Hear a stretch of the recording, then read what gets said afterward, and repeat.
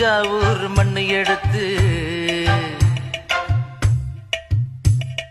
தாமிரபரணி தண்ணிய விட்டு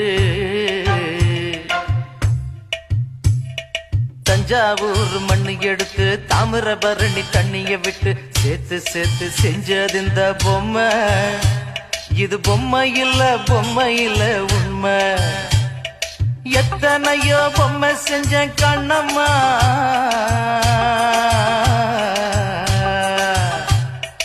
எத்தனையோ பொம்மை செஞ்ச கண்ணம்மா, அடி அத்தனையும் ஒன்ன போல மின்னுமா, பதில் சொல்லம்மா.